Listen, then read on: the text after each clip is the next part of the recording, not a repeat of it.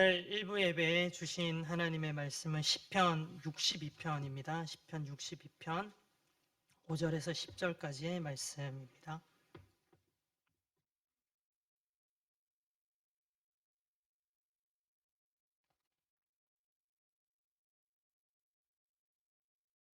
시편 62편 5절에서 10절까지의 말씀을 저와 성도님들 한 목소리로 봉독하도록 하겠습니다. 시작. 나의 영혼아 잠잠히 하나님만 바라라. 무릇 나의 소망이 그로부터 나오는도다. 오직 그만이 나의 반석이시요 나의 구원이시요 나의 요새이시니 내가 흔들리지 아니하리로다. 나의 구원과 영광이 하나님께 있으며 내 힘의 반석과 피난처도 하나님께 있도다. 백성들아 시시로 그를 의지하고 그의 앞에 마음을 토하라. 하나님은 우리의 피난처시로다. 아 슬프도다. 사람의 입김이여 인생도 속임수이니 저울에 달면 그들은 입김보다 가벼우리로다. 포악을 의지하지 말며 탈취한 것으로 허망하여 지지 말며 재물도 너로도 거기에 마음을 두지 말지어다. 아멘. 오늘 이 말씀을 가지고 내 희망은 오직 하나님이라고 하는 제목으로 말씀을 증거하겠습니다. 성도님들 일주일 동안 잘 지내셨습니까? 이렇게 또 교회 건물에서 성도님들 얼굴 보면서 같이 예배 드릴 수 있어서 감사합니다. 연일 코로나가 또 오미크론이 기승을 부리고 있는 가운데요. 우리 성도님들이 먼저는 평강하시기를 바랍니다. 또 어려움 겪고 계신 성도님들 있습니다. 하루속히 좀 회복되시고 또 그 가운데 하나님 주시는 평강으로 다시 일어서기를 또 간절히 기도합니다. 서로를 격려하면서 이렇게 인사하면 좋겠습니다. 이렇게 인사하겠습니다. 평강하세요. 평강하세요. 또 하나님만 의지합시다. 하나님만 의지합시다. 임홍택 씨가 쓴 그 베스트셀러인데요. 90년생이 온다라고 하는 책이 있습니다. 시대 트렌드에 관련된 이 책인데요. 이 책에 요즘 젊은이들이 왜 이렇게 공무원 시험을 준비하고 있나, 그리고 공무원 학원가가 왜 이렇게 북새통을 이루고 있는가 하는 부분에 대해서 알 수 있는 한 인터뷰를 그 책에 나와 있는데 그 글로 오늘 말씀을 시작을 하려고 합니다. 2년째 9급 공무원을 준비하고 있는 김모 씨의 말인데요. 한번 들어주세요. 월급이 많고 적음은 그다지 중요한 것 같지 않아요. 그 월급을 언제까지 받을 수 있느냐가 중요한 것 아닌가요? 대기업을 다니는 선배들이 굵지 않더라도 길게 다니는 게 꿈이라고 말하는 것을 정말 많이 들었어요. 어차피 사기업에서 불안에 떨며 일하느니 굵진 않지만 길게 벌 수 있는 공무원의 길을 택하겠어요. 이 젊은이의 인터뷰의 핵심은 무엇입니까? 직업을 구하는데 안정적인 직업을 구하고 싶다라는 겁니다. 사람은 누구나 안정을 추구하죠. 그래서 특별히 요즘 같은 안정이 흔들리는 시대, 불안한 시대 사회 분위기에서는 이 안정적인 직장이 늘 인기가 있고 안정적인 상황 또 환경들이 늘 인기가 있습니다. 지금 당장은 내가 또 안정적인 삶을 살고 있다 하더라도 언제 이 안정이 흔들릴지 모르잖아요. 또 불안한 것들이 닥쳐올 수도 있고 우리가 전혀 알지 못하는 문제들이 언제든지 닥쳐올 수가 있습니다. 그래서 우리들은 또 지금 이 순간에 앞으로 닥칠지 모르는 불안을 미리 준비해야 되겠다. 그러면서 여러 가지를 의지하려고 하고 준비하려고 하는 그런 경향이 있습니다. 여기에서 오늘 말씀의 포인트를 찾아보았습니다. 불안정한 우리의 삶에서 우리가 의지해야 될 것은 무엇인가, 무엇을 의지해야 될 것인가에 대한 부분입니다. 오늘 말씀의 본문에서 이 부분에 대한 그리스도인들이 가져야 할 자세에 대해서 잘 설명하고 있습니다. 시편 62편은 다윗이 쓴 신앙의 고백이자 시죠. 그가 특별히 큰 어려움을 겪고 있을 때 쓴 시가 시편 62편입니다. 다윗이 어떻습니까? 늘 평탄하고 안정된 삶만을 살아왔던 사람인가요?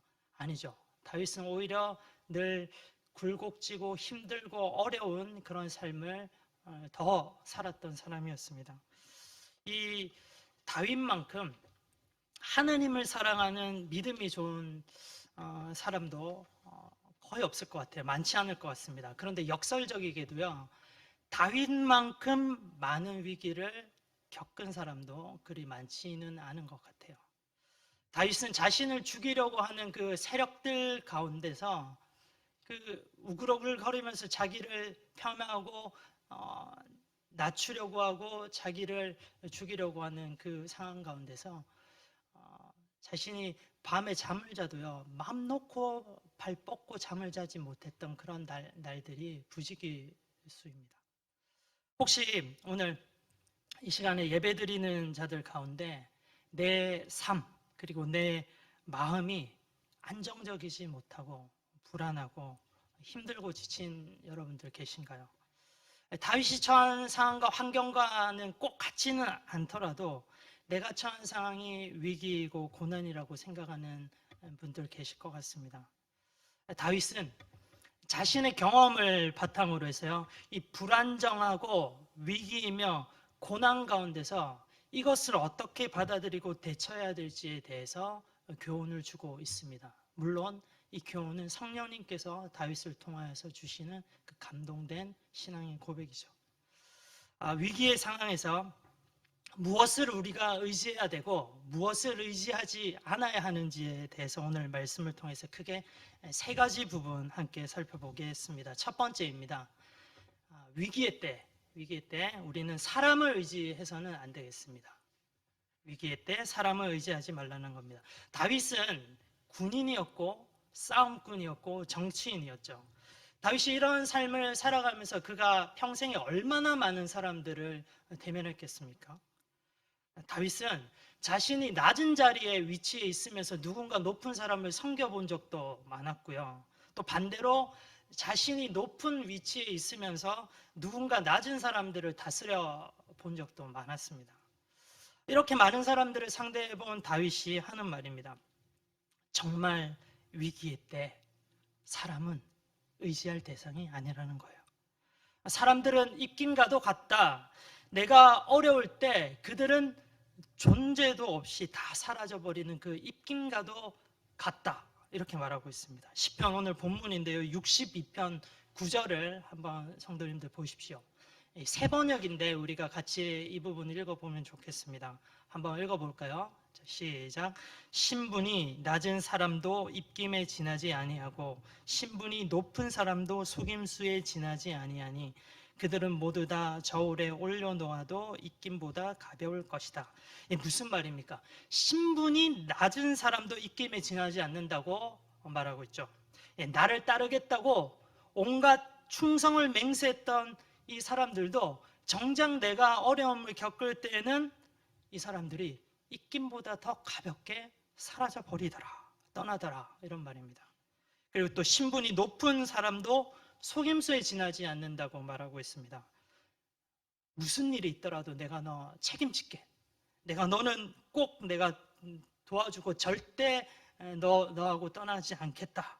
뭐 이렇게 약속했었던 많은 지휘관들이나 왕들이, 리더들이 한순간에 자신을 내팽겨 쳐버리곤 했다는 겁니다. 토사구팽을 당한 적도 많았던 것 같아요. 신분이 높은 사람들 또한 입김보다 가볍게 나를 떠나는 사람들이다. 지금 다윗은 이야기하고 있습니다. 다윗은 사람에게 참 많은 상처를 받았던 사람입니다.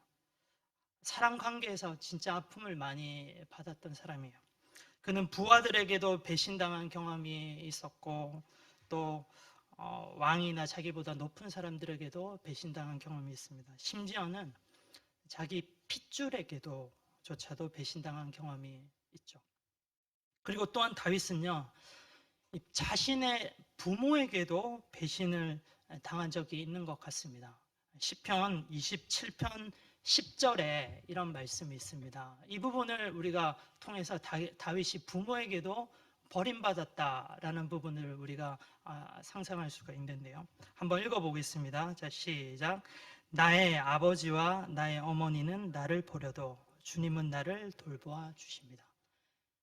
정확한 성경의 이 부분에 대한 내용은 나와 있지는 않지만 이렇게 고백할 정도로 다윗은 부모에게 상처 입고 버림받았다라고 생각했던 거예요.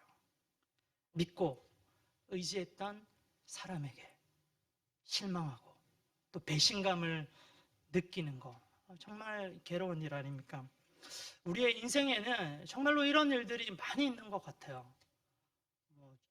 많은 사람들의 이야기를 들어보지 않아도 바로 우리 주위에 있는 사람들의 이야기, 또 우리 가족 가운데 있는 사람들의 이야기, 사람에게 실망하고 배신하고 가족들에게 또 배신당하고 사기당하고 이런 이야기들 정말 많이 있습니다. 내가 힘들고 어려울 때 이 사람은 분명히 나를 도와줄 거라 생각했는데 내 생각만큼은 도와주지 않고 내 뜻대로 상대방이 나를 도와주지 않을 때 우리는 참 마음이 힘들고 어렵습니다. 여기에서 우리들이 그리스도인들이 사람을 대하는 한 가지 인생의 자세에 대해서 지혜를 드리고자 합니다. 인간관계라고 하는 것이 항상 그렇지 않습니까? 기브 앤 테이크잖아요. 주는 게 있으면 또 받는 게 있고, 이런 크고 작은 주는 것과 받는 것, 기브 앤 테이크 가운데서 우리는 살아갑니다. 근데 우리 그리스도인들은요, 가능한 한 주는 그런 삶을 살면 좋겠습니다. 테이크 하려고 하지 마시고 항상 기부하는 그런 삶을 사시면 좋겠습니다. 받고자 하는 자세가 아니라 주고자 하는 자세로 나아가는 거, 이거 우리 주님께서 우리에게 몸소 가르쳐 주신 방법이거든요. 내가 이 사람에게 무언가를 받아야 되겠다. 내가 이만큼 주었으니까 내가 이만큼 받아야 되겠다. 내가 이만큼 사랑을 주었으니 이만큼 사랑을 받아야지. 도움을 받아야지. 이런 기대감이 있었는데 그만큼 도움이나 사랑이 없으면요, 우리는 실망하게 되고 어떨 때는 배신감도 느낍니다. 그런데 이 사람은 내가 항상 주어야지, 이 사람에게 내가 무엇을 베풀어야지, 이런 마음으로 인간관계를 하면요, 전혀 생각하지도 않았는데 이 사람이 작은 것 하나 주잖아요. 그러면 이 작은 게 너무너무 크게 감사함으로 우리에게 다가온다는 겁니다. 사랑하는 여러분, 사람은 말이죠, 의지할 대상이 아닙니다. 사람은 우리가 사랑할 대상이고 우리가 무언가를 주어야 될 대상입니다. 예수님께서 우리에게 보여주셨던 그런 사랑들을 우리도 사람들에게 기대하는 것이 아니라 오히려 그들에게 나눠줄 수 있는 저와 여러분들이 되면 좋겠습니다. 다윗은 오늘 본문을 통해서 어려울 때 의지해서는 안 되는 것에 대해서 또 설명을 하는데, 두 번째입니다. 두 번째, 어려움이 올 때 우리는 권력과 재물을 의지해서는 안 되겠습니다. 권력과 재물을 의지하지 말라. 위기의 순간이 오면 사람들이 본능적으로 이 위기를 이길 수 있는 무언가를 붙잡으려고 합니다. 물에 빠진 사람이 지푸라기라도 붙잡으려고 하는 그런 본능적으로 많은 사람들이 가장 의지하고 또 바라는 게 뭔지 아시나요? 바로요, 이 권력하고 또 재물입니다. 이 권력과 재물은 구체적으로 다른 부분이긴 하지만 이 세상적인 힘이라고 하는 이런 관점에서는 똑같은 의미라고 할 수 있어요. 물리적인 문제나 어려움에 한해서 이 세상의 권력과 또 재물로 해결되지 않는 문제가 거의 없습니다. 물리적인 이런 어려움에서는요. 그런데 다윗은 권력을 의지하지도 말고 재물도 의지하지도 말라라고 지금 말하고 있는 겁니다. 오늘 말씀 보세요. 시편 62편 10절인데요. 이 부분도 같이 한번 우리가 읽어보면 좋겠습니다. 시편 62편 10절. 억압하는 힘을 의지하지 말고 빼앗아서 무엇을 얻으려는 헛된 희망을 믿지 말며 재물이 늘어나더라도 거기에 마음을 두지 말라. 여기에서 억압하는 힘이라고 하는 거는요, 절대적인 힘이에요. 강력한 힘입니다. 이 힘으로 안 되는 것이 없고 안 되는 것도 되게 만들어버리는 그런 강력한 그런 힘을 말하는 겁니다. 또 재물이 늘어나게 되면 이 재물은 자연스럽게 권력으로 바뀌기도 하고 또 권력이 재물로 바뀌기도 합니다. 권력과 재물이라고 하는 것, 이 세상의 힘을 대표하는 이것을 의지하는 것은요, 굉장히 위험하죠. 권력과 재물, 이것으로 지금 당장 해결되지 않는 문제는 거의 없어요. 그래서 당장에는 이것들을 잡으려고 합니다. 이것들 잡으면 내 삶이 안정될 것 같아요. 내가 흔들리지 않을 것 같습니다. 그런데 꼭 우리들이 분명히 아셔야 되는 게 있습니다.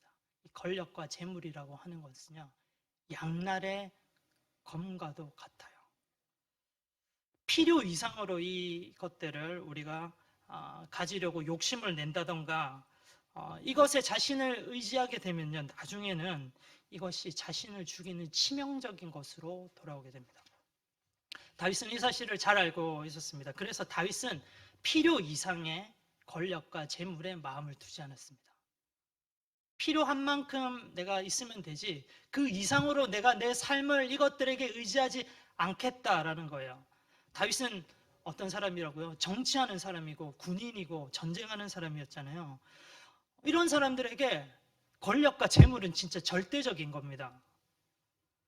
그런데도 다윗이 이런 것들에게 자신의 삶을 의지하지 않았다는 겁니다. 다윗이 참 대단한 점이 무엇이냐면 권력과 재물이 자신을 컨트롤하고 이끌게 내두지 않았습니다. 오히려 자신이 이 권력과 재물을 다스릴 수 있었던 사람입니다. 그렇기 때문에 참 다윗은 대단한 사람이 아닌가라고 생각합니다. 말씀을 하나 찾아보겠습니다. 역대상 18장 4절입니다. 역대상 18장 4절. 세 번역으로 저희 함께 이 말씀을 읽어보면 좋겠습니다. 같이 읽겠습니다. 다윗이 그에게서 병거 1000대와 기병 7000명과 보병 2만 명을 빼앗고 다윗이 그 병거 100대의 말들만 남기고 그 외의 병거의 말은 다 발의 힘줄을 끊어버렸다. 예, 이 무슨 말이냐면 다윗이 전쟁 중에 1000마리의 말과 병거를 빼앗았어요. 그런데 다윗은 그 중에 10분의 1의 말들만 취하고 나머지 10분의 9의 말들의 말의 힘줄을 끊어버렸다는 겁니다. 이 세상적인 왕들이 볼 때, 이제 세상적인 장군들이 볼 때 이렇게 하는 다윗은 정말로 바보 같은 사람이에요. 아마 다윗의 부하들도 다윗을 그렇게 생각했을지도 모르겠습니다. 고대 시대 전쟁에서 이 기마병의 그 역할이 얼마나 큰지 아시죠? 기마병의 화력은 이 보병 몇만 명과도 비교될 수 있을 정도로 대단합니다. 말은 화력의 힘의 상징이고 또 부의 상징이었습니다. 아니 그런데 지금 말이 들어왔고 권력이 들어왔고 힘이 들어왔고 재물이 들어왔는데 그것에 10분의 9는 다 버리고 10분의 1만 취한다고요? 이거는 진짜 세상적인 사람으로 볼 때 바보 같은 사람이에요.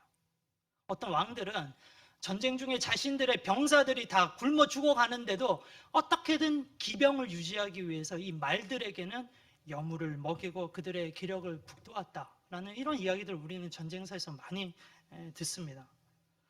왕에게 권력은, 재물은 왕국을 영위하는데 절대적인 요소입니다. 그런데 다윗은 이 권력과 재물을 필요한 만큼만 남기고 이것에 대한 필요 이상의 부분은 욕심을 내지 않았다는 거예요.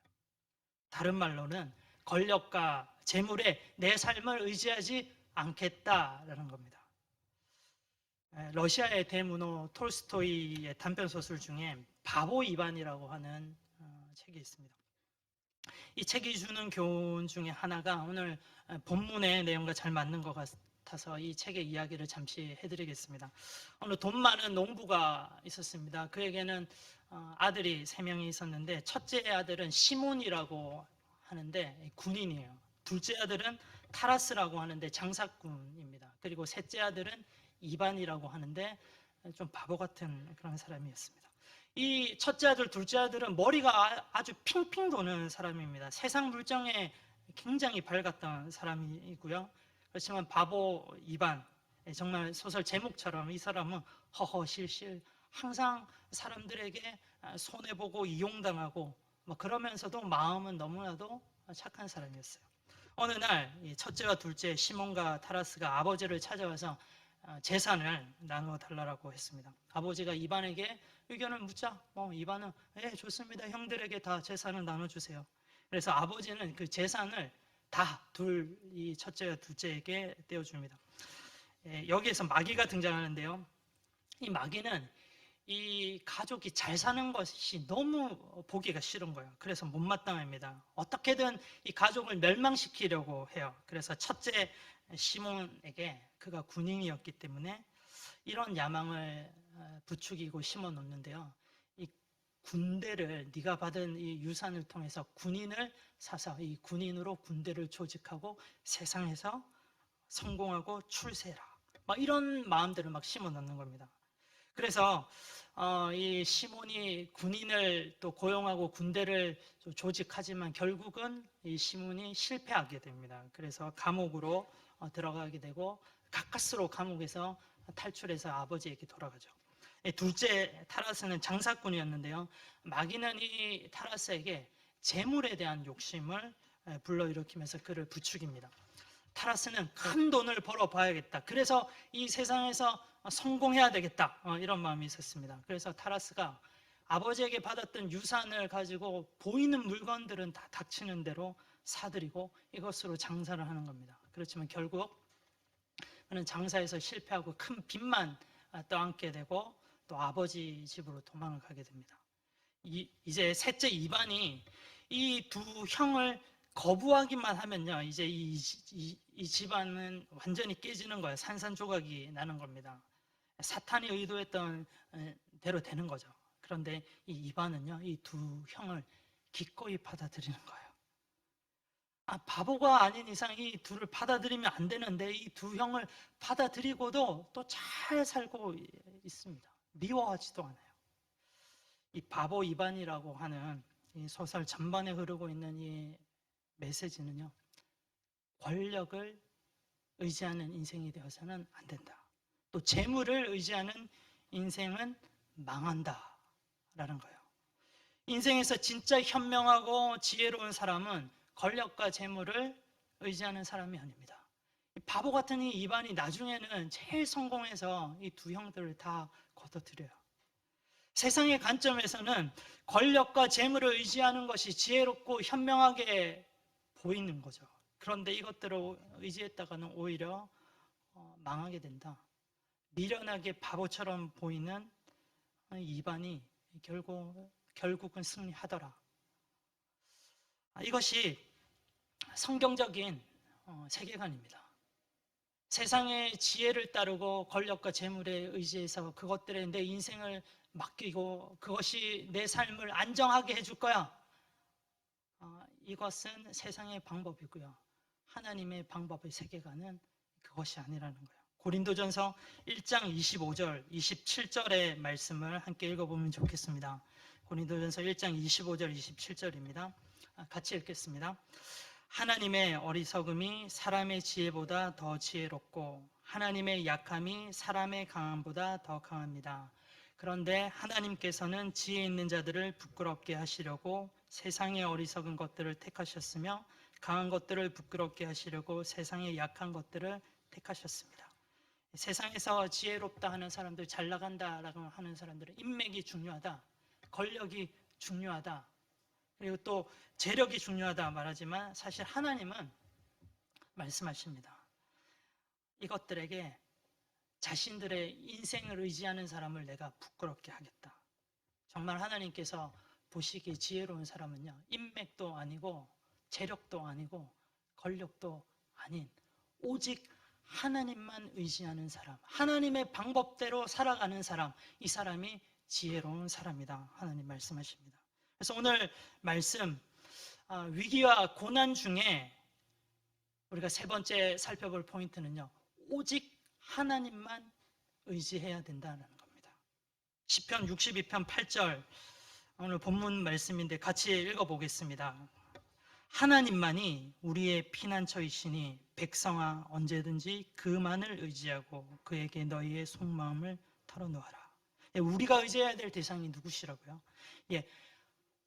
피난처 되시는 하나님만을 우리가 의지해야 된다는 겁니다. 그리고 또 본문 6절과 7절, 이 피난처 되시는 하나님은 우리의 견고한 바위라고 하시고 반석이시고 구원이시고 우리의 요새라고 하시는데, 또 이 말씀도 같이 한번 읽어보겠습니다. 시편 62편 6절과 7절입니다. 시작. 하나님만이 나의 반석, 나의 구원, 나의 요새이시니 나는 흔들리지 않는다. 내 구원과 영광이 하나님께 있다.